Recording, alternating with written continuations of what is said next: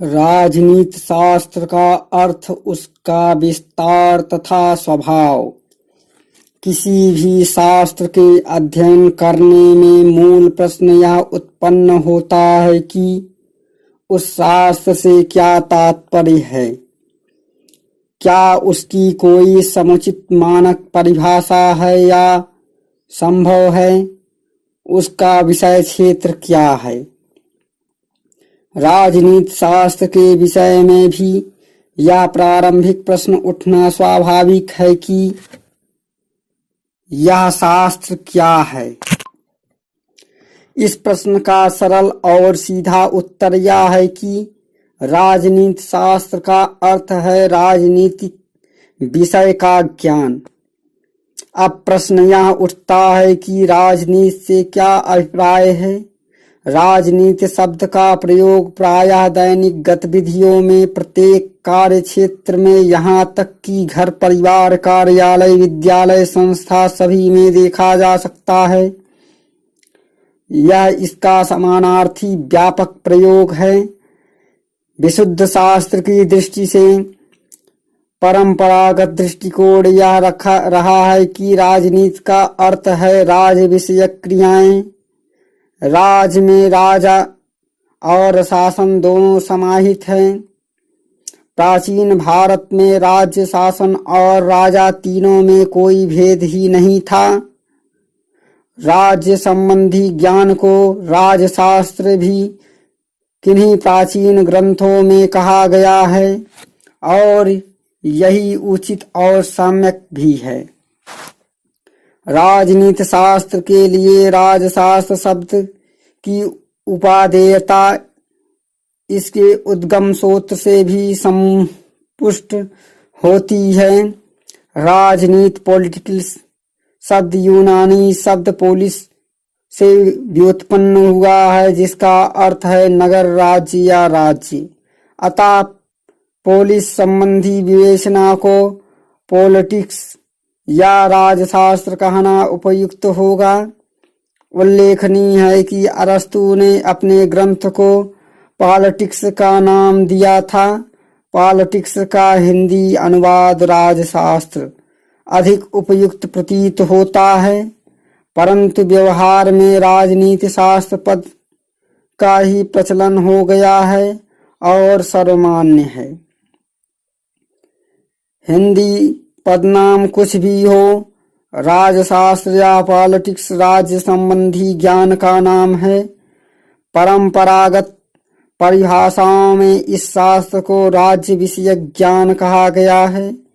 इस दृष्टि से तीन प्रवृत्तियां दृष्टिगोचर होती है। राजशास्त्र राज्य विषयक ज्ञान है, राजशास्त्र शासन विषयक ज्ञान है, राजशास्त्र राज्य और शासन विषयक ज्ञान है। गार्नर के अनुसार राजनीति शास्त्र का आदि और अंत दोनों राज्य से होता है। जर्मन लेखकों जैसे जकारिया, ब्लटसली और गैरिस ने राजनीति शास्त्र को राज्य संबंधी शास्त्र माना है। जकारिया के अनुसार राजनीति शास्त्र राज्य के संगठन के मौलिक सिद्धांत से संबंधित है। गैरिस का कथन है कि राजनीति शास्त्र राज्य के उद्भव, विकास, उद्देश्यों तथा समस्त राज्य की समस्याओं का उल्लेख करता है। ब्लटसली के अनुसार राजनीति वह शास्त्र है जो राज्य तथा उसके मौलिक स्वभाव से संबंधित है।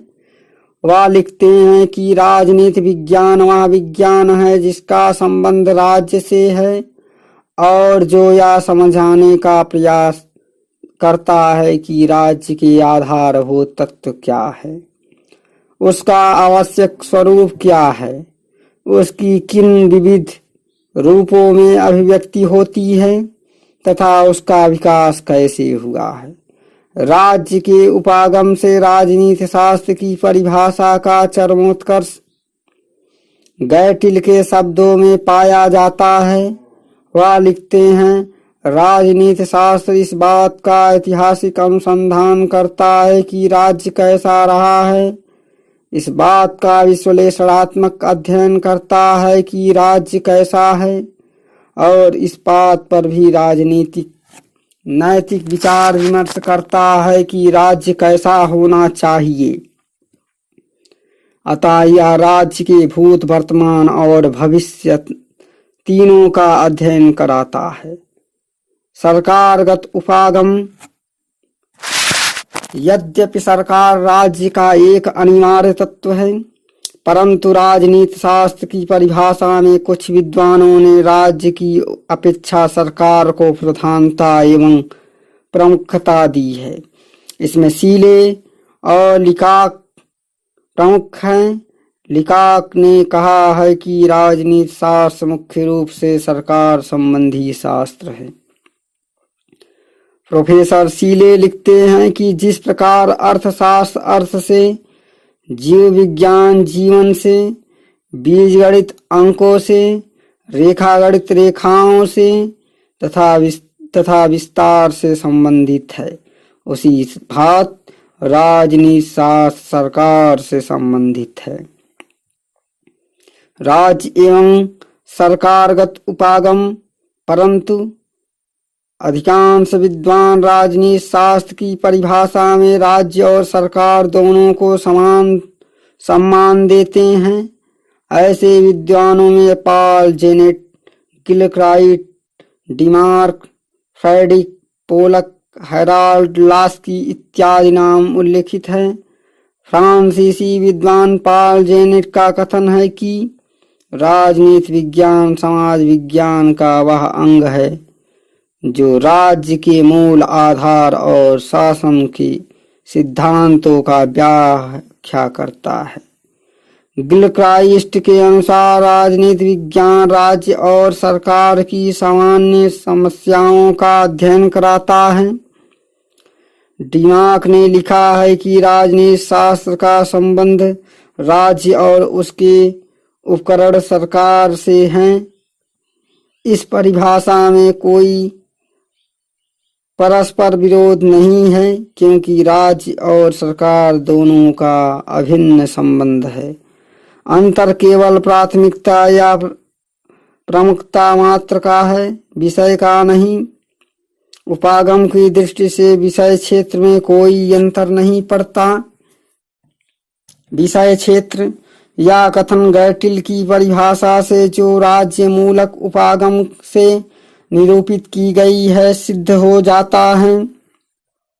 राजनीति शास्त्र की परिभाषा करते हुए गैटिल लिखता है कि राजनीति शास्त्र राज्य का विज्ञान है या उन मनुष्यों के समुदायों का अध्ययन कराता है जो कि राजनैतिक इकाइयां बनाकर रहते हैं, या उनकी सरकारों के संगठन तथा इन सरकारों के विधान निर्माण एवं विधान प्रशासन तथा अंतर्राष्ट्रीय संबंध संचालन संबंधी क्रियाओं का अध्ययन कराता है, या मनुष्यों के उन पारस्परिक संबंधों का अध्ययन करता है जो राज्य नियामक के अंतर्गत आते हैं, या मनुष्यों तथा मनुष्य समुदायों और राज्य के पारस्परिक संबंधों तथा राज्य के अन्य राज्यों से पारस्परिक संबंधों का अध्ययन करता है, या राज्य के भूत, वर्तमान और भविष्य का अध्ययन करता है। इसका संबंध राजनैतिक संगठन तथा राजनैतिक कार्य, राजनैतिक संस्थाओं तथा राजनैतिक सिद्धांतों से होता है।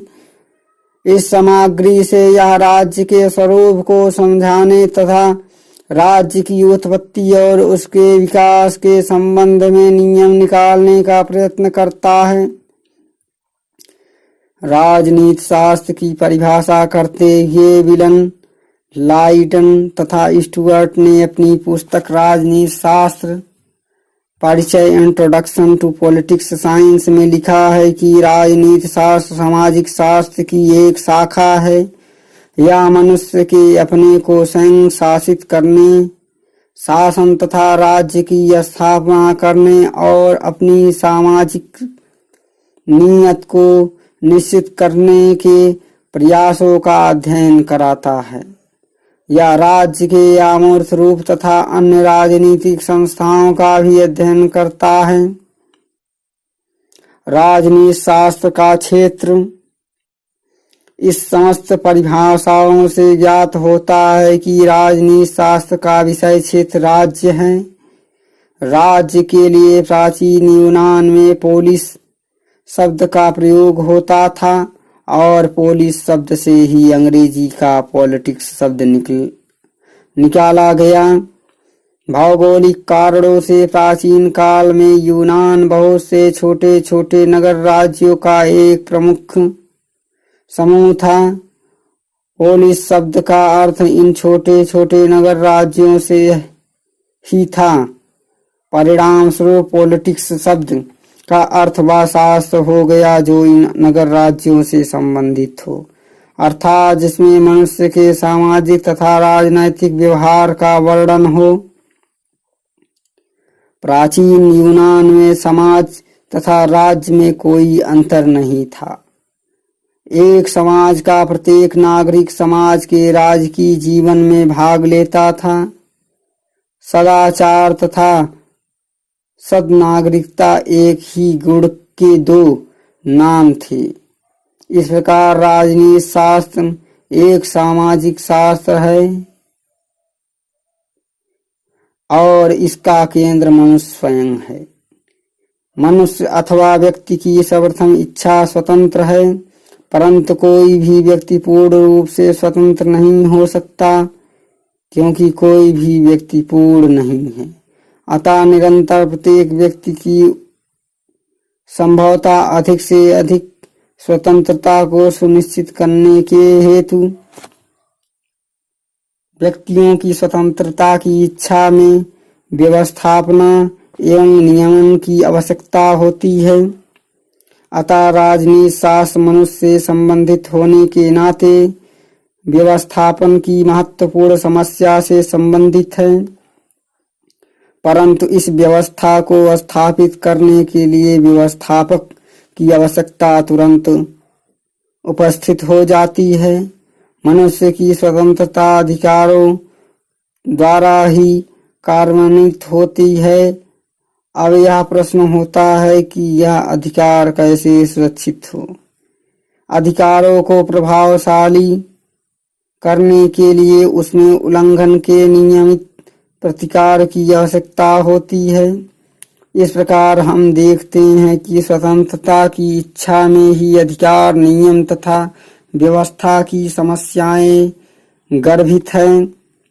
परंतु व्यवस्था कैसे स्थापित हो सकती है, नियम कैसे निर्मित होते हैं, इन प्रश्नों का उत्तर देने के लिए अर्थात इन समस्याओं को सुलझाने के लिए हमको राज्य की शरण लेनी पड़ती है। परिणाम स्वरूप राजनीति शास्त्र व्यक्ति के सामाजिक व्यवहार, स्वतंत्रता, अधिकार, नियम, व्यवस्था तथा राज्य इत्यादि से संबंधित और क्योंकि स्वतंत्रता, अधिकार का व्यवस्था राज्य द्वारा ही स्थापित हो सकती है, इस कारण राजनीति शास्त्र का केंद्र राज्य है।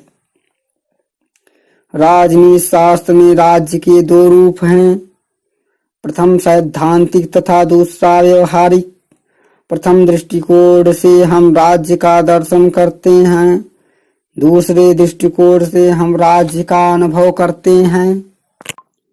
राज्य के सैद्धांतिक क्षेत्र से हमको ऐसा प्रश्नों का उत्तर मिलता है, राज्य क्या है, उसकी उत्पत्ति तथा उद्भव कैसे हुआ, हम राज्य की आज्ञा का पालन क्यों करते हैं, मनुष्य की स्वतंत्रता सीमित है या असीमित, यदि सीमित है तो ये सीमाएं क्या हैं, और यदि सीमाएं नियम है तो नियम क्या है तथा उसका क्या स्रोत है, स्वतंत्रता तथा नियम का क्या संबंध है तथा मूलभूत में क्या संबंध था और भविष्य में क्या होना चाहिए, सार्वभौमिकता क्या होती है इत्यादि। इस क्षेत्र को हम राजनीतिक सिद्धांत कहते हैं।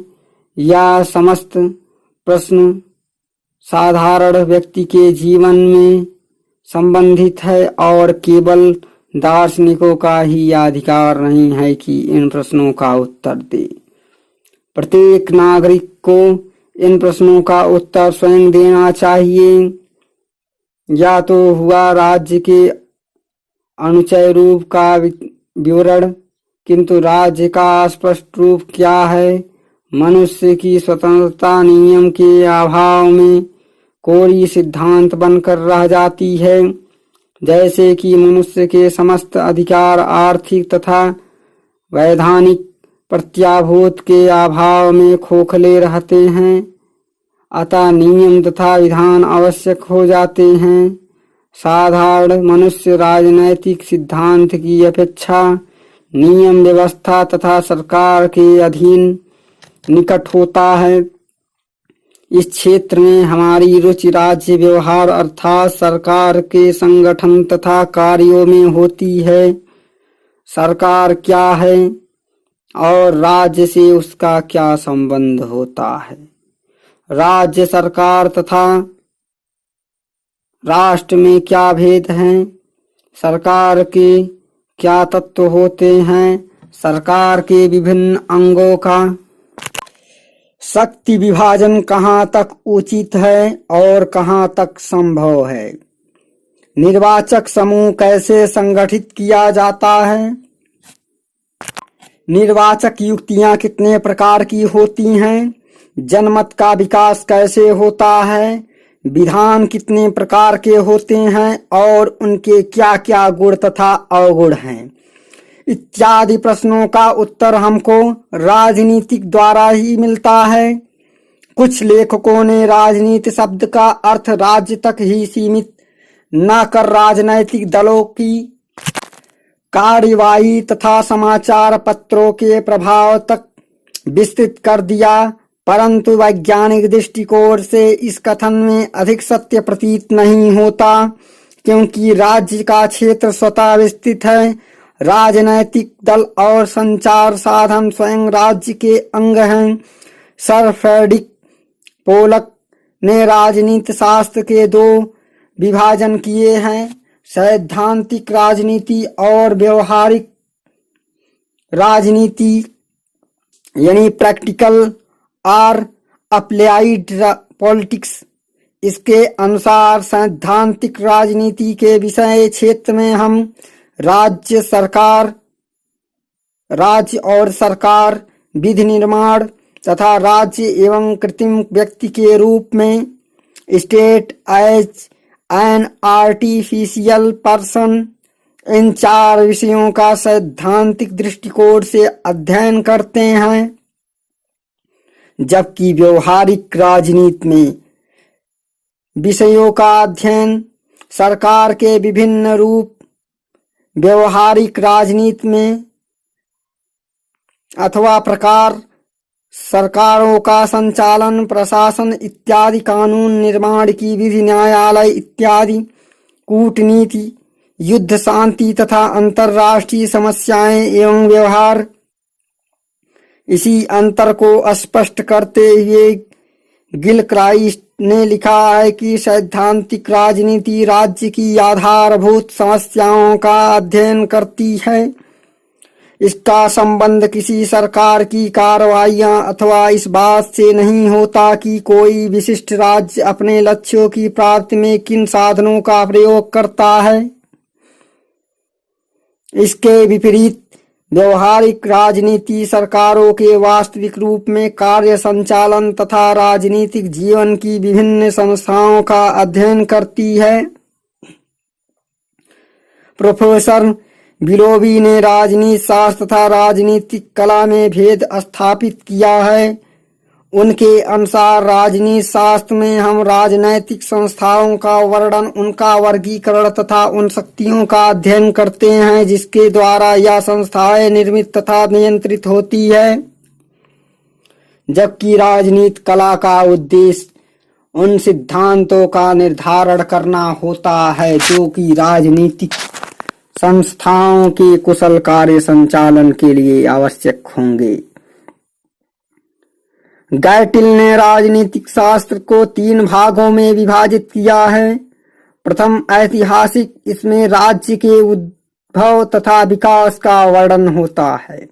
द्वितीय वर्णनात्मक, इसमें राज्य के स्वभाव तथा राजनीतिक संस्थाओं का सिद्धांतों का विवरण मिलता है।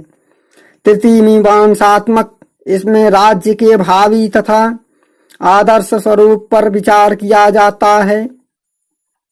अतः हम इस परिणाम पर पहुंचते हैं कि राज्य संबंधी ज्ञान को राजनीति शास्त्र अथवा पॉलिटिकल साइंस की संज्ञा दिया जाना उचित होगा, क्योंकि राज्य को सैद्धांतिक और व्यवहारिक 2 दृष्टिकोणों से देखा जा सकता है। इसलिए राजनीति विज्ञान के भी 2 विभाजन किए जा सकते हैं। एक सैद्धांतिक राजनीति यानी पॉलिटिकल साइंस या पॉलिटिकल थ्योरी, और दूसरा व्यवहारिक अथवा तुलनात्मक राजनीति यानी प्रैक्टिकल और कंपैरेटिव पॉलिटिक्स। प्रथम के अंतर्गत राज्य का उद्भव, उसका स्वभाव, उसके गुण, कार्य, लक्ष्य, राज्य संगठन के सिद्धांत, संप्रभुता, वैयक्तिक स्वतंत्रता, अधिकार, दंड सिद्धांत, राजनैतिक सिद्धांत का इतिहास इत्यादि विषय आते हैं। जबकि तुलनात्मक राजनीति प्रशासन संबंधी समस्याओं का अध्ययन करती है, जैसे सरकार का वर्गीकरण, सरकार के तत्व, सरकार का संगठन, सरकार के अंगों का परस्पर संबंध, संविधान की रचना, विधि निर्माण, प्रशासन संचालन, न्यायालयों का संगठन तथा न्याय प्रशासन, पुलिस व्यवस्था तथा वे अन्य सब प्रश्न जिनका संबंध सरकार अथवा प्रशासन के वास्तविक संगठन अथवा कार्यों से होता है। इन दोनों विभाजनों सैद्धांतिक राजनीति व व्यवहारिक अथवा तुलनात्मक राजनीति के संयुक्त रूप को ही राजनीति विज्ञान कहते हैं, जिसका विषय क्षेत्र गार्नर के अनुसार इस प्रकार है। प्रथम, यह इस बात का अध्ययन करता है कि राज्य का स्वभाव क्या है तथा उसकी उत्पत्ति किस प्रकार हुई। द्वितीय, या राजनैतिक संस्थाओं के स्वभाव, उसके इतिहास तथा स्वरूपों का अध्ययन कराता है। और तृतीय, इस अध्ययन के फलस्वरूप या राजनैतिक विकास के नियमों के बारे में भी निष्कर्ष निकालने का प्रयत्न करता है। सिजविक ने राजनीति विज्ञान के इस व्यापक क्षेत्र को ध्यान में रखते हुए ही इसके 2 विभाजन किए थे। वह समस्याएं जिनका संबंध राज्य के संगठन से है तथा वह जिसका संबंध इसके कार्यों से है। एक अमेरिकन विद्वान बिलोबी ने इसके 3 मुख्य विषयों का उल्लेख किया है: राज्य, दूसरा सरकार, तीसरा विधि। प्रोफेसर गुडनाउ ने इसी बात को एक दूसरे रूप में रखते हुए कहा है कि राजनीति शास्त्र का संबंध 3 बातों से है। पहला, राज्य के संकल्प का निर्धारण, दूसरा राज्य के संकल्प की अभिव्यक्ति, तीसरा राज्य के संकल्प का कार्यान्वित होना। 1948 में संयुक्त राष्ट्र शैक्षणिक, वैज्ञानिक और सांस्कृतिक संगठन के तत्वाधान में संसार के राजनीति शास्त्र के विद्वानों का एक सम्मेलन आयोजित किया गया था। इस सम्मेलन ने घोषित किया कि राजनीति शास्त्र के विषय क्षेत्र में निम्नलिखित विषय आते हैं: राजनीति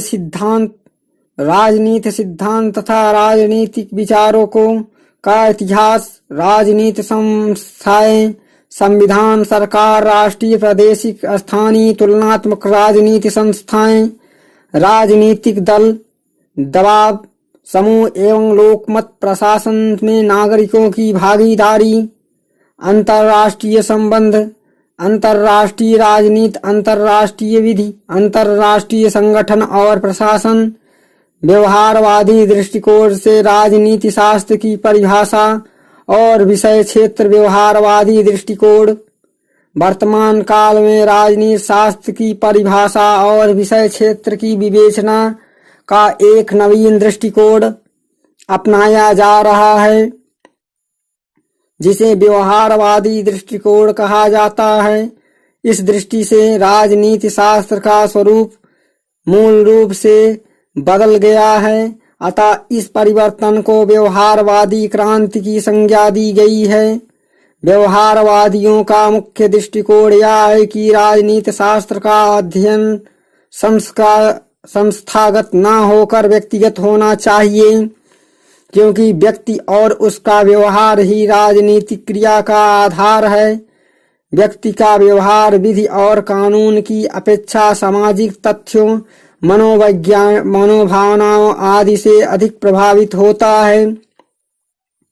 अतः राजनीतिक क्रिया के अध्ययन में व्यवहारवादी इतिहास, विधि अथवा दर्शन की अपेक्षा समाजशास्त्र, मनोविज्ञान एवं मानव शास्त्र से अधिक संगत मानते हैं। उनके अनुसार राज्य एवं शासन आवरण मात्र है, इसके पीछे जो यथार्थ है वह व्यक्ति है। व्यवहारवादियों के मतानुसार अध्ययन एवं अन्वेषण की मूल इकाई व्यक्ति है, न कि राज्य अथवा सरकार। व्यवहारवादी क्रांति के फलस्वरूप राजनीति शास्त्र की विषय सामग्री और अध्ययन प्रणाली में आमूल परिवर्तन आ गए। अध्ययन का केंद्र बिंदु व्यक्ति और उसका आचरण माना जाने लगा, न कि राजनीतिक संस्थाएं। दूसरे, इस अध्ययन को मूल निरपेक्ष बताने का प्रयास किया गया और अंत में इस अध्ययन को विभिन्न सामाजिक विज्ञानों की सहायता से किए जाने पर बल दिया जाने लगा, जिसे सामान्य दृष्टिकोण कहा जाता है।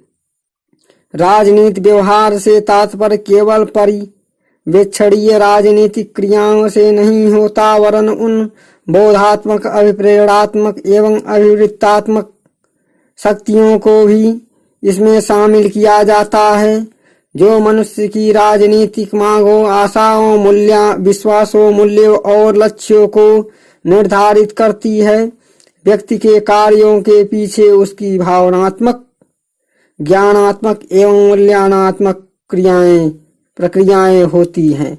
व्यवहारवादी इन सब का अध्ययन वैज्ञानिक ढंग से करने के पक्ष में है और इस हेतु विभिन्न संप्रदायों या संप्रत्यायों एवं मंडलों अथवा विश्लेषणकारी संरचनाओं का निरूपण करते हैं, जिनकी सहायता से राजनीतिक तथ्यों को समझा जा सके, उनका मूल्यांकन किया जा सके तथा भावी घटनाओं के बारे में भविष्यवाणी की जा सके। व्यवहारवादी राजनीतिक सिद्धांत की तीन मूल विशेषताएं हैं। यह व्यक्ति व्यवहार को अपना लक्ष्य अथवा केंद्र बिंदु मानता है, औपचारिक वैधिक संस्थाओं को नहीं। इसमें मूल्यों के लिए स्थान नहीं है। यह मात्र शुद्ध तथ्यों के आधार पर सिद्धांत निर्माण करने पर बल होता है। यह सिद्धांत निरूपण वैज्ञानिक ढंग से होना चाहिए। तथ्यों का संकलन, उनका विश्लेषण एवं वर्गीकरण, तथ्यों का सत्यापन और अंत में निष्कर्षों का निरूपण। परंतु यह संदेहजनक है कि व्यवहारवादी किसी सुसंगठित राजनीतिक सिद्धांतों का निरूपण कर सके। वास्तव में उसके विरुद्ध वही अतितथ्यवादिता का दोषारोपण किया जा सकता है जो वे अपने पूर्वजों के विरुद्ध लगाते हैं। दूसरे, यह भी संदेहजनक है कि राजनीति सिद्धांत पूर्णतः मूल रहित हो सकता है, न ही ऐसा करना वांछनीय होगा। तीसरे, व्यवहारवाद वास्तव में मात्र अध्ययन प्रणालियों का संग्रह बनकर रह गया है। इसे किसी राजनीतिक सिद्धांत की संज्ञा देना अनुचित होगा। परिभाषा। व्यवहारवादी दृष्टिकोण। व्यवहारवादी दृष्टिकोण से राजनीति शास्त्र के विषय में 3 मुख्य मान्यताएं हैं। या शक्ति अथवा राजनीति शक्ति का अध्ययन है, या राजनीतिक व्यवस्था का अध्ययन है, या राजनीतिक प्रक्रिया का अध्ययन है। इसमें निर्णय प्रमुख है। शक्ति का अध्ययन। राजनीति शास्त्र को शक्ति के क्रियाकलाप का क्षेत्र मानने वाले की एक लंबी श्रृंखला है, जिसका प्रारंभ यूनानी विचारक सीमैक्स से होता है। रिपब्लिक में प्लेटो ने उसे उग्रवादी परंपरा के प्रतिनिधि के रूप में प्रस्तुत किया है। सीमैक्स का मत है कि न्याय शक्तिशाली का हित है, अर्थात जिसकी लाठी उसकी भैंस। राज्य में शासक ही सर्वोच्च शक्तिशाली है, अतः वह उसी का हित न्याय है। इसी बात को आगे बढ़ाते हुए हब्ज कहते हैं कि संप्रभु की आज्ञा ही विधि है। वर्तमान राजनीतिक सिद्धांत में राजनीति को शक्ति प्रबंधन की कला के रूप में व्याख्या करने का श्रेय इटालियन सिद्धांत मैकियावेली को है। 1469 से 1527 ईस्वी उसे प्रथम यथार्थवादी कहा गया है, जिसने 20वीं शताब्दी के व्यवहारवादी शिकागो स्कूल के विद्वानों को प्रभावित किया। 17वीं शताब्दी में अंग्रेज दार्शनिक टॉमस हॉब्ज ने सामाजिक समझौते के सिद्धांत का उपयोग कर निरंकुश एवं सर्वाधिकारवादी राज्य के सिद्धांत को प्रतिष्ठित किया। नीत्शे ने अतिमानव का सिद्धांत प्रतिपादित किया, जो शक्ति सिद्धांत का ही रूपांतरण है और राजनीति में शक्ति को मूलभूत निर्णायक तत्व के रूप में मान्यता देता है। वह शक्ति प्रयोजन यानी विल टू पावर को व्यक्ति और समुदायों का मुख्य प्रेरक तत्व मानता है, जिसकी परिणति अतिमानव यानी सुपरमैन में होती है।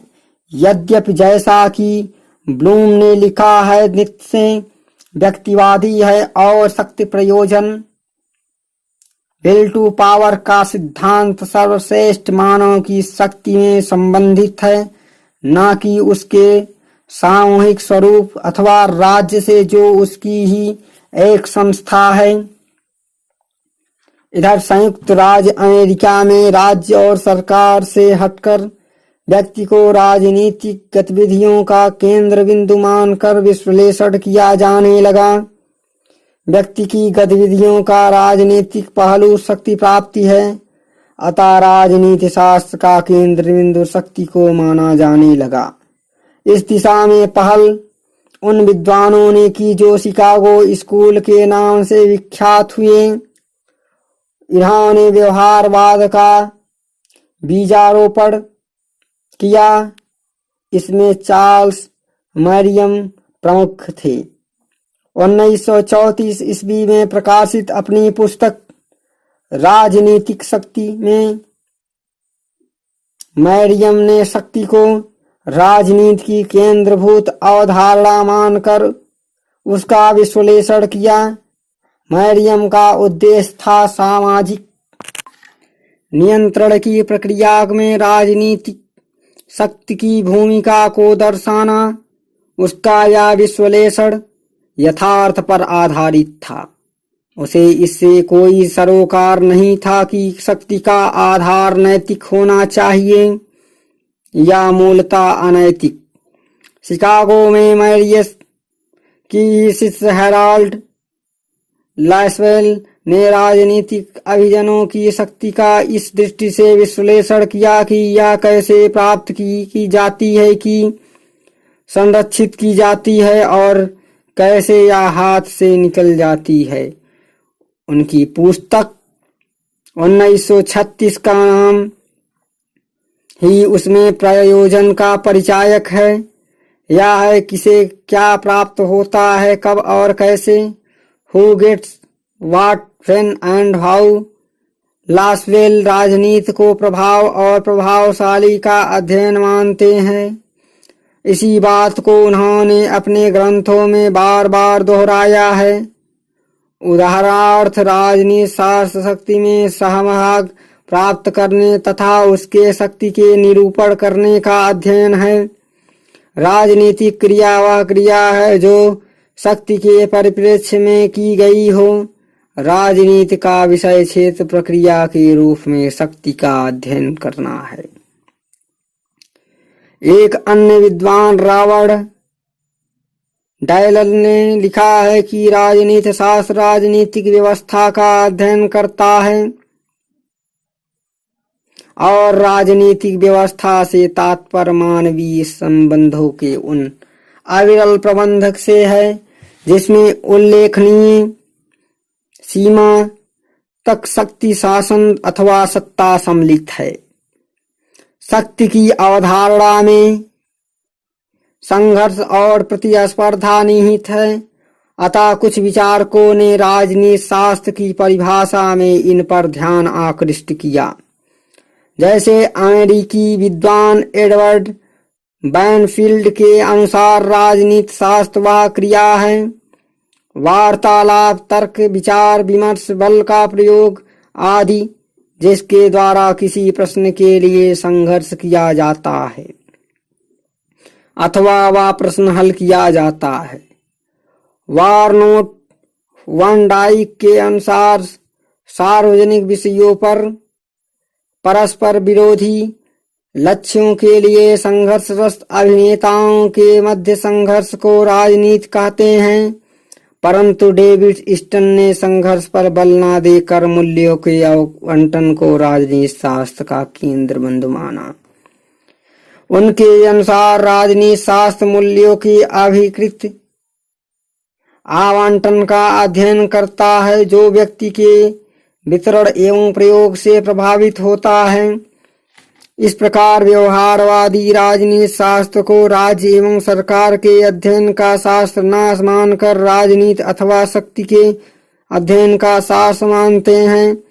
इस दृष्टिकोण से राजनीति शास्त्र की मुख्य समस्याएं हैं सार्वजनिक प्रश्नों का निर्धारण, राजनीतिक कर्तव्यों का निर्धारण, उन तथ्यों का निर्धारण एवं समष्टीकरण जिसकी कामना से कारक करते हैं, विभिन्न लक्ष्यों के अंतर संबंधों का विश्लेषण, लक्ष्यों की प्राप्ति हेतु उन संसाधनों का वर्णन एवं मूल्यांकन जो इसकी प्राप्ति में प्रयुक्त हो या किए जा सके, साधन एवं साध्य के निर्माण को प्रभावित करने वाले कारक एवं तर्क, सामान्य रूप से यह ज्ञात करना कि सार्वजनिक प्रश्न क्यों उत्पन्न होते हैं, इनके लिए किस प्रकार का संघर्ष होता है, परिणाम निर्धारित करने वाले क्या तत्व हैं तथा संघर्ष के क्या परिणाम है या हो सकता है।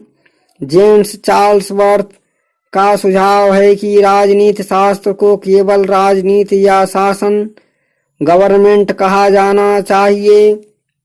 उनके मतानुसार राजनीति या शासन में 3 उपभाग होंगे: सरकार, लोक प्रशासन और अंतर्राष्ट्रीय संबंध। सरकार के अंतर्गत सिद्धांत, अमेरिकी और तुलनात्मक शासन, राजनीतिक विकास, नियोजन, राजनीतिक दल, संवैधानिक विधि, नागरिक स्वतंत्रताओं का अध्ययन किए जाएंगे। लोक प्रशासन के अंतर्गत लोक प्रशासन, लोक कर्मचारी प्रशासन, स्थानीय राज्य स्तरीय एवं महानगरों का प्रशासन, तुलनात्मक प्रशासन जैसे विषय सम्मिलित होंगे। अंतर्राष्ट्रीय संबंधों के अंतर्गत राजनय, अंतर्राष्ट्रीय विधि एवं संगठन, शक्ति, राजनीति और उसके संबंधित इतिहास, भूगोल और अर्थशास्त्र रहेंगे। प्रसिद्ध अमेरिकी विद्वान हंस मार्थिनो ने अंतर्राष्ट्रीय संबंधों का विश्लेषण शक्ति उपागम का प्रयोग करके किया है। वह राजनीति की भांति अंतर्राष्ट्रीय राजनीति को शक्ति संघर्ष की संज्ञा देते हैं। उनके मतानुसार राजनीति शास्त्र का विषय क्षेत्र है। राजनीति या सामाजिक अंतःक्रिया के प्रत्येक स्तर पर व्यक्ति की प्रकृति, उसके अर्जन, वितरण, कार्यान्वयन और नियंत्रण का अध्ययन इस अध्याय में राज्य शक्ति विशेष बल दिया जाता है। राजनीति शास्त्र राजनीतिक व्यवस्था के अध्ययन के रूप में व्यवहारवादी शब्दावली में राज्य का कोई स्थान नहीं है। व्यवहारवादी राजनीति शास्त्र को राज्य का नहीं, राजनीतिक व्यवस्था का विज्ञान मानते हैं। राजनीतिक व्यवस्था सामाजिक व्यवस्था का एक भाग है और दोनों परस्पर एक दूसरे को प्रभावित करती है। राजनीतिक व्यवस्था से तात्पर्य राजनीतिक व्यवस्था का पद डेविड स्टर्न के नाम से जुड़ा है। राजनीति को व्यवस्था के रूप में अध्ययन करने वाले विद्वानों में आर्मांड पावेल, कार्ल डोमेस और डेविड एंटर के नाम भी उल्लेखनीय है। व्यवस्था का अर्थ लुडविग वर्टफ्लाई के शब्दों में व्यवस्था का अर्थ परस्पर अंतःक्रियारत तथ्यों का ताना बाना। व्यवस्था का शब्दकोशी अर्थ है अंगों से बनी कोई इकाई जो एक नियमित या संबंधपूर्ण इकाई में समायोजित हो। व्यवस्था में निम्नलिखित गुण होते हैं। या एक जटिल पूर्ण इकाई होती है जो अंगों से मिलकर बनती है। अंग किसी सुनिश्चित विधि के अनुसार गठित होते हैं। अंगों में परस्पर और अंगों एवं पूर्ण इकाई के मध्य परस्पर निर्भरता पाई जाती है। इस गठन का कोई सुनिश्चित ध्येय या उद्देश्य होता है। टायपर्स के अनुसार किसी व्यवस्था के 3 भाग होते हैं: संरचना, क्रिया और प्रकार्य। आमंड के अनुसार किसी व्यवस्था में 3 गुण विद्यमान हैं: समग्रता, पारंपरिक निर्भरता, परिसीमा।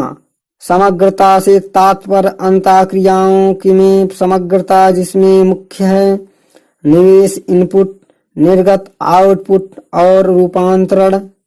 कन्वर्सेशन व्यवस्था के विभिन्न अंगों पार्ट्स में परस्पर निर्भरता पाई जाती है। व्यवस्था की एक बाह्य परिसीमा होती है जो इसे बाह्य परिवेश एनवायरनमेंट से अलग करती है। व्यवस्था विश्लेषण के सामान्य गुण। व्यवस्था विश्लेषण निम्न सामान्य मान्यताएं हैं। राजनीति का एक व्यवस्था के रूप में अध्ययन और विश्लेषण किया जा सकता है। राजनीति का अर्थ है समाज में शक्ति संबंधों का ताना बाना। स्टन ने इसे मूल्यों का आधारिक आवंटन कहा है। आमंड के अनुसार राजनीतिक व्यवस्था का अर्थ है वह सब अंतःक्रियाएं जिनका संबंध वैध भौतिक शक्ति के उपयोग अथवा उस उपयोग की धमकी से है। राजनीतिक संबंधों में परस्पर निर्भरता पाई जाती है। व्यवस्था में एक प्रक्रिया मूल तत्व है जो तुलना का विषय हो सकता है। राजनीति का वैज्ञानिक सिद्धांत निरूपित किया जा सकता है जो राजनीति के विभिन्न स्तरों राष्ट्रीय अंतर्राष्ट्रीय पर लागू किया जा सकता है। व्यवस्था विश्लेषण के अंतर्गत जीवित प्राणियों, विद्युत यंत्रों और सामाजिक व्यवस्थाओं में समान रूप से संगठनात्मक संचार आचरण का अध्ययन विश्लेषण किया जा सकता है। स्टन का व्यवस्था विश्लेषण सिद्धांत। राजनीति व्यवस्था के विश्लेषण में स्टन के प्रमुख 2 प्रश्न हैं। इन व्यवस्था में मूल्यों का आधिकारिक आवंटन किस प्रकार होता है? व्यवस्था कालचक्र में किस प्रकार बनी रहती है? मूल्यों के आवंटन में 3 प्रक्रियाएं मुख्य हैं: निवेश इनपुट, निर्गत आउटपुट, पुनर्निवेश फीडबैक। इसलिए स्टर्निक के विश्लेषण के निवेश निर्गत प्रतिमान भी कहा जा सकता है। राजनीति व्यवस्था में 3 भाग हैं: संरचनाएं, भूमिकाएं एवं प्रक्रियाएं, जिनके माध्यम से निवेश इनपुट निर्गतों आउटपुट में रूपांतरित कन्वर्ट होते हैं। निवेश इनपुट के 2 रूप हैं: मांगे डिमांड और समर्थन सपोर्ट, जिनका स्रोत व्यवस्था का परिवेश होता है या व्यवस्था स्वयं मांगे व्यवस्था से के बनी है। समर्थन उन प्रक्रियाओं और संरचनाओं को कहते हैं जो व्यवस्था से की जाने वाली मांगों की पूर्ति करने का क्षमता प्रदान करते हैं। निर्गत आउटपुट मांगों से निपटने का परिणाम ही निर्गत है। बाध्यकारी निर्णयों व नीतियों व उसके कार्यान्वयन के रूप में प्रकट होता है। निर्गत पुनः व्यवस्था अथवा परिवेश में नया मांगों का जन्म दे सकता है। इस लौटने की प्रक्रिया को स्टर्न पुनर्निवेश फीडबैक कहते हैं। मांगी व्यवस्था के भीतर जैसे राजनीतिक अभियानों से भी उठाई जा सकती है, जिन्हें स्टर्न अंदरूनी निवेश कहा है। इस प्रकार राजनीतिक व्यवस्था राजनीतिक निर्णयों और उसमें संबंधित गतिविधियों से निपटने का यंत्र मात्र है, जिसके माध्यम से निवेश निर्गतों में परिवर्तित होते हैं। अतः राजनीतिक व्यवस्थाओं को निवेश निर्गत यंत्र के रूप में देखा जाना चाहिए, जिसके माध्यम से समाज में मूल्यों का आधिकारिक आवंटन होता है। आधिकारिक से तात्पर्य है बाध्यकारी निर्णय, नीति या क्रिया, एक्शन। व्यवस्था को निवेश में निरंतर मांगें मिलती रहती हैं। इसमें फलस्वरूप व्यवस्था तनाव स्ट्रेस में आ जाती है। व्यवस्था जिस प्रकार इन दबावों का सामना करती है और उसका निदान करती है, व्यवस्था विश्लेषण का यही विषय है। तनाव 2 प्रकार से हैं उत्पन्न हो सकते: मांगों के अधिभार से यानी डिमांड स्ट्रेस, समर्थनों के पर्याप्त न होने पर सपोर्ट स्ट्रेस, समर्थन के रचनात्मक आधार पर संस्थात्मक जैसे निर्वाचन प्रणाली या दल, गैर संस्थात्मक जैसे जन अपेक्षाएं, दलीय निष्ठा, देशभक्ति। राजनीतिक व्यवस्था में 3 संरचनाएं हैं जो समर्थन की पात्र ऑब्जेक्ट हैं: राजनीतिक समुदाय पॉलिटिकल कम्युनिटी, शासन व्यवस्था रिजाइम और प्राधिकारीगण अथॉरिटीज़म। प्राधिकारीगण आंतरिक और बाह्य परिवेश से उठने वाली मांगों का निदान करने हेतु निर्णय और कर्म निर्गत करने और राजनीतिक व्यवस्था में कुछ उपव्यवस्था थी सब सिस्टम हो सकती है, जिन्हें स्टर्न अर्ध राजनीतिक व्यवस्थाएं कहता है, जैसे चर्च, श्रमिक संघ, व्यवसायिक संघ, जो अपने स्तर पर संगठनों के आवंटन का कार्य करती है। मांगों के दबाव से या अतिभार से कोई भी संरचना तात्पर्य में आ सकती है। यदि प्राधिकारीगण मांगों की पूर्ति न कर पाते या करने के इच्छुक नहीं है, तो समाज में व्याप्त असंतोष से शासन व्यवस्था या राजनीतिक समुदाय कोई भी संकटग्रस्त हो सकता है या राजनीतिक समुदाय में विभाजन हो सकता है।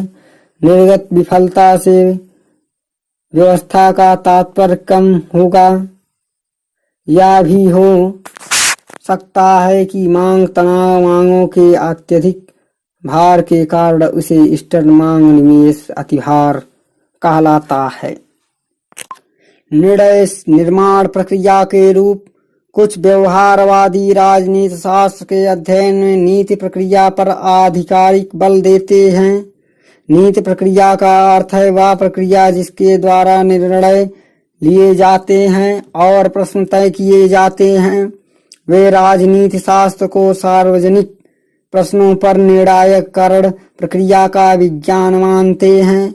किसी सार्वजनिक समस्या के कर्ताओं तथा हितों का निर्धारण करता है, उनको प्रभावित करने वाली संस्थाएं एवं क्रियाओं का विश्लेषण करता है, परिणाम से संबंधित दशाओं, पद्धतियों एवं प्रक्रियाओं का अध्ययन करता है, परिणाम निर्धारण करने में उसकी भूमिका तथा प्रभाव का मूल्यांकन करता है। इस प्रकार अतः कुछ विद्वान राजनीतिक जीवन को एक क्रमबद्ध व्यवस्था के रूप में अध्ययन करने के पक्ष में है। डेविड स्टन के मतानुसार राजनीति शास्त्र का विषय किसी समाज में विद्यमान परस्पर अंतःक्रियाओं की एक प्रणाली है, जिसके द्वारा बाध्यकारी अथवा अधिकृत निर्णय लिए जाते हैं। इस परिभाषा में संघर्ष और सहमत दोनों के लिए स्थान है। राजनीति शास्त्र के नामकरण की समस्या। राजनीति शास्त्र की व्याख्या करने में प्रारंभ में ही हमें एक मूल कठिनाई का सामना करना पड़ता है, और वह यह है कि इस शास्त्र को अभी तक कोई निश्चित नाम नहीं दिया जा सकता। कुछ विद्वान इसके राजनीति शास्त्र या राजनीति विज्ञान पॉलिटिकल साइंस और कुछ अन्य राजनीति कहते हैं। बहुधा इन तीनों शब्दों में कोई भेद नहीं किया जा सकता। इसके पर्यायवाची मानकर इसका एक दूसरे के लिए प्रयोग किया जाता है। प्राचीन काल में राजनीति पॉलिटिक्स शब्द की प्रयुक्त होता था। अरस्तु ने अपने प्रसिद्ध ग्रंथ का नाम राजनीति अथवा पॉलिटिक्स रखा था और यही नाम सामान्यतः प्रचलित था। पुराने विद्वानों जैसे जेरेनिक, हाल्टनड्रोप, सिजविक इत्यादि ने भी यह नाम राजनीति पसंद किया। लास्की के ग्रंथ का भी नाम राजनीति का व्याकरण है, परंतु वर्तमान काल में हम देखते हैं कि राजनीति की अपेक्षा राजनीति शास्त्र शब्द से अधिक पसंद किया जाता है। इसका कारण यह है कि वर्तमान काल में राजनीति से बहुधा व्यवहारिक राजनीति संस्कार पर आधिपत्य जमाना, निर्वाचन लड़ना, दलबंदी इत्यादि का अभिप्राय लगाया जाता है। बहुत से आधुनिक लेखकों इसके राजनीति न कहकर राजनीति शास्त्र कहते हैं। इसके लेखकों में सीले, गार्नर, गैटिन, लिकाक, पोलक इत्यादि प्रमुख हैं। ब्लंटासी ने अपनी प्रसिद्ध ग्रंथ राज्य का सिद्धांत में स्पष्ट शब्दों में राजनीति तथा राजनीति शास्त्र के अंतर को निम्नलिखित शब्दों में स्पष्ट किया है। राजनीति मुख्यतः कला है, न कि विज्ञान, और इसका संबंध राज्य के व्यवहारिक आचरण अथवा निर्देशन से है, जबकि राजनीति शास्त्र का विषय राज्य के आधार, इसकी मूल प्रवृत्ति, इसके विविध रूपों तथा इसका विकास है। अतः कहा जा सकता है कि विषय के रूप में राजनीति और राजनीति शास्त्र पर्यायवाची हैं। दोनों में कोई भेद या अंतर नहीं है। उदाहरणार्थ इलाहाबाद विश्वविद्यालय में विभाग का नाम राजनीति विभाग था। 1951 में दी गई स्नातक डिग्री में राजनीति ही विषय का नाम लिखा था। 1953 में दी गई परास्नातक डिग्री में पॉलिटिकल साइंस विषय नाम लिखा हुआ था। पॉलिटिकल साइंस के राजनीति शास्त्र या राजनीति विज्ञान दोनों अनुवाद एक समान है। अतः निष्कर्ष यह निकलता है कि राजनीति, राजनीति शास्त्र और राजनीति विज्ञान तीनों पद पर्यायवाची हैं। इसमें परस्पर कोई भी अंतर नहीं है। भेद यदि है तो राजनीति के अर्थ को लेकर। परंपरागत अध्ययन में राजनीति का विषय राज्य था, अतः इसे राज्य शास्त्र या राजनीति विज्ञान कहा गया। परंतु वर्तमान काल में विशेषकर व्यवहारवादी दृष्टिकोण से राजनीति ही राजनीति शास्त्र का विषय माना जाता है, न कि राज्य अथवा शासन। अतः राजनीति कोई स्वतंत्र पृथक विषय न होकर राजनीति शास्त्र का ही विषय है। शास्त्र शब्द इस विषय की अध्ययन प्रणाली है कि और संकेत करती है। शास्त्र के स्थान पर विज्ञान शब्द का भी प्रयोग किया जा सकता है। अतः राजनीति, राजनीति शास्त्र तथा राजनीति विज्ञान पर्यायवाची शब्द माने जा सकते हैं। शास्त्र अथवा विज्ञान शब्द से किसी विषय के क्रमबद्ध अध्ययन का बोध होता है। अरस्तु के समय से ही राजनीति के क्रमबद्ध विश्लेषण एवं अध्ययन पर बल दिया गया जाता था। यद्यपि अरस्तु के अनुसार राजनीति शास्त्र का विषय राज्य एवं शासन है, वर्तमान काल में व्यवहारवादी क्रांति के फलस्वरूप नवीन अध्ययन पद्धतियों का प्रवेश राजनीति के अध्ययन में हुआ, जिन्होंने एक अध्ययन को आधिकारिक निश्चितता एवं वैज्ञानिकता प्रदान करने का प्रयास किया। अतः राजनीति के अध्ययन को राजनीति शास्त्र एवं राजनीति विज्ञान दोनों प्रकार से संबोधित किया जा सकता है।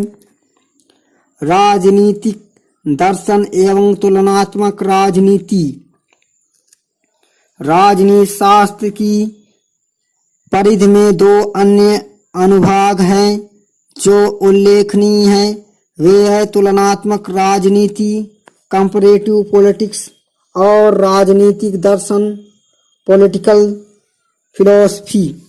तुलनात्मक राजनीति व्यवहारवाद की राजनीति शास्त्र को सर्वोत्कृष्ट देन है। तुलनात्मक राजनीति परंपरागत राजनीति शास्त्र में शासन का तुलनात्मक अध्ययन इस प्रश्न का या शास्त्र का महत्वपूर्ण अंग था। वह अध्ययन संस्थागत, वैदिक एवं ऐतिहासिक होता था। मुख्य रूप से यह पाश्चात्य देशों तक ही सीमित था। द्वितीय महायुद्ध के उपरांत व्यवहारवादी क्रांति ने इस अध्ययन को एक नई दिशा प्रदान की और इस प्रकार तुलनात्मक शासन का स्थान तुलनात्मक राजनीति ने ले लिया। तुलनात्मक राजनीति तुलनात्मक शासन से अधिक व्यापक एवं विस्तृत है। इन दोनों का भेद प्रकट करते हुए जे.के. रॉबर्ट्स ने लिखा है कि तुलनात्मक सरकार राज्यों,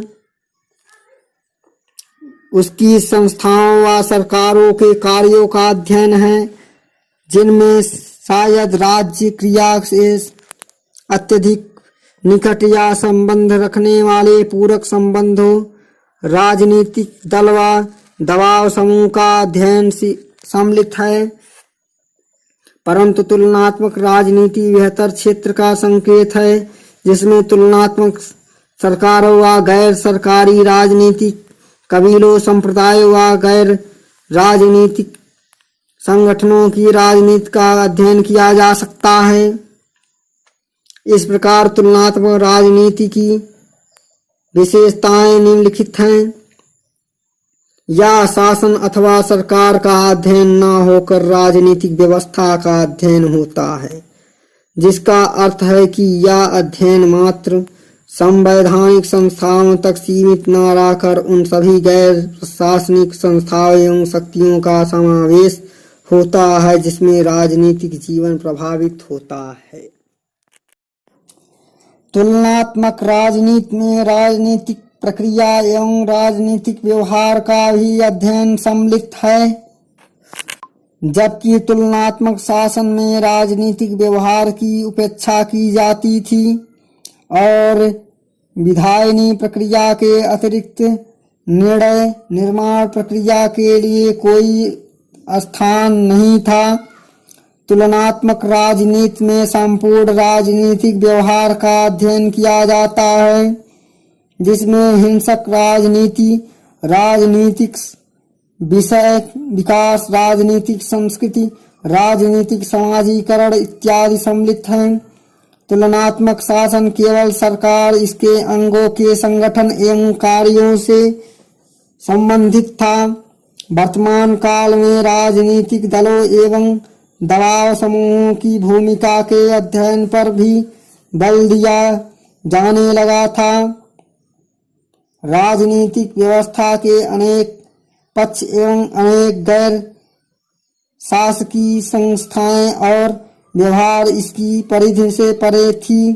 तुलनात्मक राजनीति संस्थाओं के अतिरिक्त राजनीति प्रक्रिया को भी अपनी विषय सामग्री मानती है। एम कार्टिस ने तुलनात्मक राजनीति का परिभाषा करते हुए लिखा है कि तुलनात्मक राजनीति का संबंध राजनीतिक संस्थाओं की कार्यविधि व राजनीतिक व्यवहार की महत्वपूर्ण निरंतरताओं, समानताओं और असमानताओं से है। तुलनात्मक राजनीति या शासन का अध्ययन मुख्यतः वर्णनात्मक अथवा विश्लेषणात्मक था। इसकी अध्ययन पद्धति मुख्यतः ऐतिहासिक वैदिक थी, परंतु तुलनात्मक राजनीति मुख्यतः अनुभववादी है। इसके अध्ययन हेतु अनेकानेक विश्लेषण उपागमों का निरूपण किया गया है, जो वैज्ञानिक परिशुद्धता के हेतु अधिकाधिक परिणामात्मक पद्धतियों का आश्रय लेता है। राजनीतिक दर्शन परंपरागत राजनीति शास्त्र के दो भाग किए जाते थे, राजनीतिक सिद्धांत एवं शासन प्रणाली। वास्तव में राजनीतिक सिद्धांत राजनीतिक दर्शन की ही देन है। राजनीतिक दर्शन से राजनीतिक सिद्धांत निरूपित अथवा संकलित किए जाते थे। एक अर्थ में राजनीतिक दर्शन राजनीतिक सिद्धांत का पूर्वगामी माना जा सकता है, क्योंकि राजनीतिक दर्शन की मूल अवधारणाएं ही राजनीतिक सिद्धांतों का आधार बनती है। जे.एच. हेलवी ने लिखा है कि राजनीतिक दर्शन व राजनीतिक संस्थाओं में उतना संबंध नहीं है जितना इन संस्थाओं में प्रतिबंधित विचारों, आदर्श एवं आकांक्षाओं से है। उनके शब्दों में इसकी रुचियां जानने में उतनी नहीं है कि घटनाएं कैसे घटती है, जितनी यह जानने में कि क्या घटनाएं घटती है और क्यों। राजनीतिक जीवन की मूल प्रकृति पर चिंतन और मन से राजनीतिक दर्शन की उत्पत्ति होती है।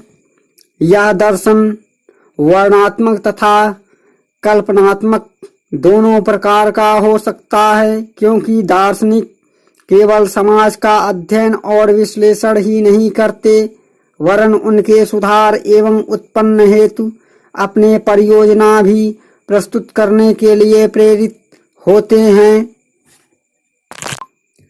दर्शन का अर्थ है समग्रता का ज्ञान। दर्शन में राज्य को विश्व का अंग स्वीकार करके राज्य के मूलभूत एवं व्यापक सिद्धांतों का विवेचन किया जाता है। राजनीतिक दर्शन राज्य की मूलभूत समस्या पर विचार करता है, जैसे राज्य की प्रकृति, उसकी उत्पत्ति, उसके उद्देश्य, लक्ष्य, संप्रभुता, आज्ञा पालन, अधिकार एवं कर्तव्य इत्यादि। चूंकि राज्य एक मानवीय संस्था है, इसलिए राजनीतिक दर्शन में मानव स्वभाव पर विचार किया जाता है। गार्नर के अनुसार राजनीतिक दर्शन का संबंध उस विषय सामग्री के आधारभूत सिद्धांतों तथा अनिवार्य लक्षणों से है जो राजनीति शास्त्र के अध्ययन क्षेत्र में आते हैं। Doctor BP. वर्मा ने राजनीतिक दर्शन के निम्न तथ्यों पर उल्लेख किया है। भूत और वर्तमान काल के दार्शनिकों और चिंतकों की विचारधारा का इतिहास, राजनीतिक मूल्यों, आदर्श एवं मान्यताओं का इतिहास, राजनीतिक विचारों, सिद्धांतों और विचारधाराओं के मूल आधारों का अध्ययन, राजनीतिक विचारों और मान्यताओं के समाजशास्त्री और आर्थिक आधारों का अध्ययन। उनका निष्कर्ष है कि राजनीति सिद्धांत लेखकों के मनन और मंथन की प्रक्रियाएं हैं जो वास्तविकताओं के टकराहट में जन्म लेती है और जिन्हें वे अपने अनुभव और शोध के आधार पर साधारणीकृत करते हैं। व्यवहारवादी राजनीति शास्त्र में राजनीतिक दर्शन वस्तुतः लुप्त हो गया है क्योंकि व्यवहारवादी दृष्टिकोण अनुभववादी है, जबकि दर्शन मूलतः विवेचनात्मक एवं कल्पनावादी होता है। व्यवहारवादी दृष्टिकोण तथ्यपरक है जबकि दर्शन मूल्यपरक होता है, और आदर्शवादी भी राजनीतिक दर्शन में वर्णन, व्याख्या, मूल्यांकन के अतिरिक्त नियोजन भी आवश्यक अंग माना जाता है। यही कारण है कि अनेक दार्शनिकों ने जैसे प्लेटो, अरस्तु, संत Augustine, herbs, lock, Rousseau, marks आदि ने राज्य के भावी स्वरूप की भी चर्चा की है। अतः राजनीतिक दर्शन सामाजिक राजनीतिक पुनर्निर्माण की योजना प्रस्तुत करता है। इसके विपरीत व्यवहारवादी राजनीति शास्त्र तथ्यपरक, मूल्य निरपेक्ष एवं अनुभववादी है। परंतु डॉक्टर वर्मा ने राजनीतिक दर्शन के अध्ययन में इतिहासवादी पांडित्य की दृष्टि से अतिरिक्त व्यवहारवादी सामंजस्य को आलोचनात्मक दृष्टि अपनाए जाने का सुझाव दिया है, और राजनीतिक शास्त्र के अध्ययन के में इतिहासवादी एवं दार्शनिक पद्धति के साथ व्यवहारवादी पद्धति का उपयोग किए जाने का सुझाव दिया है। उनका कथन है कि सामाजिक ज्ञान तक विकसित नहीं हो सकती जब तक कि इसमें वैज्ञानिक और व्यवहारिक शोध की पद्धति आधारशिलाओं का समावेश न हो। ज्ञान एवं ज्ञानवर्धन समग्रता है, और इस कारण से नेतृत्व, जनमानस, संस्थाकृत व्यवहार तथा राजनीति शास्त्र के अनेक विद्वान व्यवहारवादी राजनीति शास्त्र में राजनीतिक दर्शन का समन्वय किए जाने के पक्ष में है, और इस सीमा तक यह मानते हैं कि राजनीति विश्लेषण मूल्य रहित कदापि नहीं हो सकता।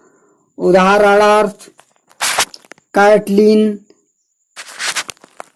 नामक अमेरिकी विद्वान राजनीति शास्त्र को राजनीति विज्ञान और राजनीति दर्शन का योग मानता है। राजनीति विज्ञान का विषय है राजनीति कर्म, और राजनीतिक कर्म का सार है नियंत्रक।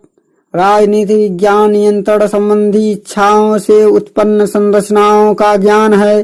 राजनीतिक दर्शन मूल्यों से संबंधित है, उसका विषय मूल्यों पर चिंतन एवं गवेषणा है, और तदनुरूप आदर्श समाज की रूपरेखा निर्मित करना उसका लक्ष्य है। इस प्रकार कैटलिन राजनीति विज्ञान एवं राजनीतिक दर्शन के संश्लेषण का समर्थक है। क्या राजनीति शास्त्र एक विज्ञान है? इस प्रश्न का उत्तर देने के लिए विज्ञान शब्द का अर्थ समझना आवश्यक है। एक दृष्टिकोण में विज्ञान शब्द का अर्थ ज्ञान होता है, क्योंकि राजनीति शास्त्र भी ज्ञान है, अतः राजनीति शास्त्र विज्ञान भी है। परंतु इसमें कठिनाई दूर नहीं होती, क्योंकि यद्यपि विज्ञान का अर्थ ज्ञान है तथा विज्ञान के पीछे एक निश्चित विधि तथा तर्क होता है। इस तर्क के 3 स्वरूप है। प्रथम, स्पष्ट तथ्यों को एकत्रित करना और उसका ठीक ठीक वर्णन कर व्यवस्थित रूप से वर्गीकरण करना। दूसरे, उन स्पष्ट तथ्यों में कार्य कारण का संबंध स्थापित करना। तीसरे, स्थापित करना सरल नहीं और न व्यवस्थित रूप से राजनैतिक तथ्यों का वर्गीकरण ही संभव है। इसके अतिरिक्त राजनीति शास्त्र में एक ही कारण से एक से अधिक परिणाम उपस्थित हो सकते हैं। और जैसा कि हम बता चुके हैं कि राजनीति पदावली में भी पर्याप्त अव्यवस्था है, अतः राजनीति शास्त्र की प्राकृतिक विज्ञानों की श्रेणी में रखना उचित नहीं है। कांट ने राजनीति शास्त्र को विज्ञान मानना स्वीकार नहीं किया, क्योंकि इसके शास्त्रियों में इसके सिद्धांत, इनकी पद्धतियों तथा उनके निष्कर्षों के बारे में कोई मतैक्य नहीं है। इसके विकास में सततता नहीं पाई जाती तथा इसमें भविष्यवाणी नहीं की जा सकती। निसंदेह राजनीति विज्ञान में भौतिक शास्त्र अथवा रसायन शास्त्र अथवा अन्य प्राकृतिक विज्ञानों की भांति निश्चित निष्कर्ष एवं परिणाम नहीं निकाले जा सकते, न ऐसे नियमों का निर्माण ही किया जा सकता जिसके आधार पर भविष्य के बारे में कोई घोषणा की जा सके, न इसमें यह निष्कर्ष निकालने के लिए निश्चित प्रयोग ही किए जा सकते हैं। रसायन शास्त्र में निरंतर प्रयोग के आधार पर हम निश्चित रूप से कह सकते हैं, यदि लाल लिटमस कागज को क्षार में डाल दिया जाए तो वह नीला हो जाएगा, और यदि नीले लिटमस कागज को अम्ल में डाल दिया जाए तो वह तुरंत लाल हो जाएगा। यह एक सार्वभौम सिद्धांत है, प्रत्येक स्थान पर तथा काल में लागू होता है, परंतु राजनीति विज्ञान में किन्हीं ऐसे नियमों को निर्मित नहीं किया जा सकता जिन दशाओं में एक देश में राजतंत्र सफल है। यह अवश्य नहीं है कि उन दशाओं में होने पर दूसरे देश में भी प्रजातंत्र सफल होगा। राजनीति तथ्य देश, काल तथा पात्र के अनुसार भिन्न होते हैं, अतः उनमें प्राकृतिक विज्ञान की भांति प्रयोग करना असंभव है और न ही उनसे कोई निश्चित सिद्धांत या नियम प्रतिपादित किए जा सकते हैं। परंतु इतना सब होते हुए भी कुछ विद्वानों ने राजनीति शास्त्र के विज्ञान होने का दावा किया है। उदाहरणार्थ पोलक का कहना है कि राजनीति शास्त्र उसी प्रकार एक विज्ञान है जिस प्रकार नीति विज्ञान। लॉर्ड ब्राइस ने भी राजनीति शास्त्र को विज्ञान माना है। इनकी तुलना ऋतुशास्त्र से की है। उनका कहना था कि मानव स्वभाव की प्रवृत्तियों में भी एक तारतम्य तथा समानता पाई जाती है, जिसके आधार पर हम कह सकते हैं कि किसी एक समय मनुष्यों के कार्य उन्हीं कारणों के परिमाण में जिनमें प्रभावित होकर उन्होंने इससे पूर्व कार्य किए थे, उनके कार्यों का समूहीकरण किया जा सकता है तथा उनमें एक तारतम्य स्थापित किया जा सकता है। उनको व्यवस्थित करके उनका अध्ययन समान रूप से कार्यशील प्रवृत्तियों के रूप में किया जा सकता है।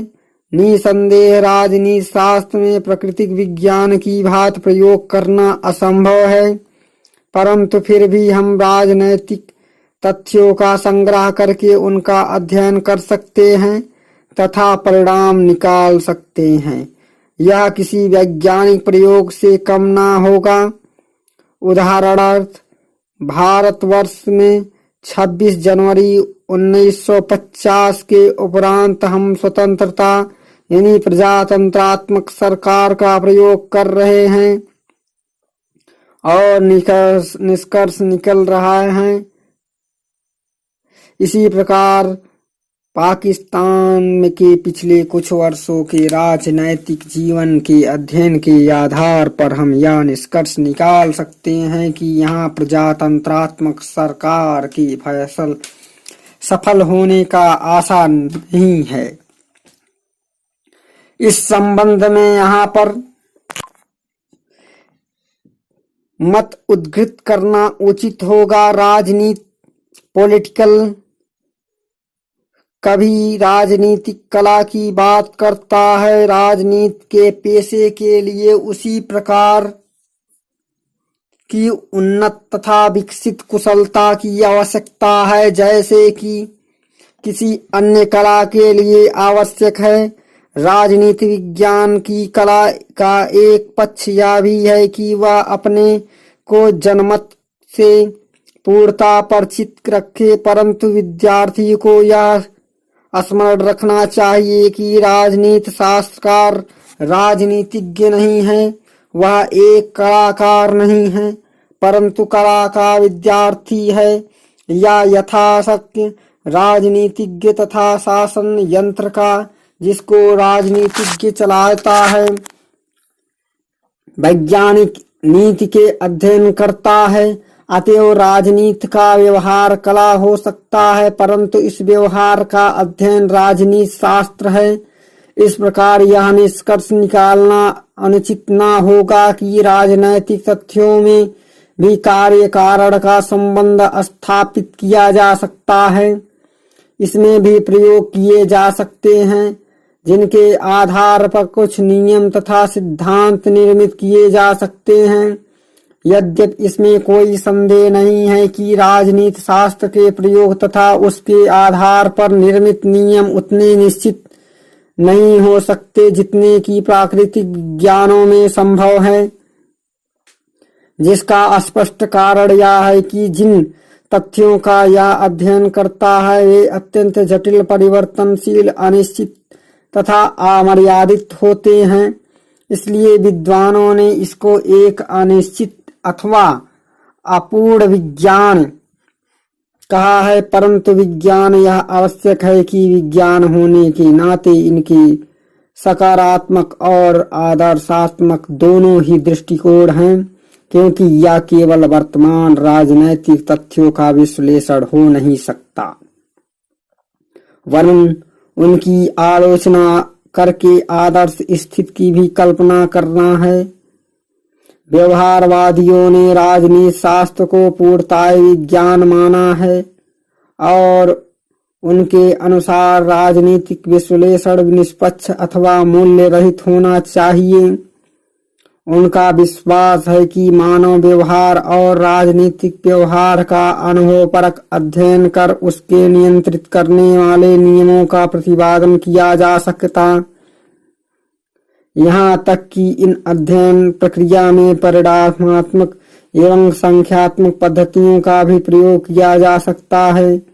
इस प्रकार राजनीति के विश्लेषण को वैज्ञानिक बनाया जा सकता है और भारतीय राजनीतिक व्यवहार को व्यवस्थित और नियमबद्ध रूप में अध्ययन विषय बनाया जा सकता है।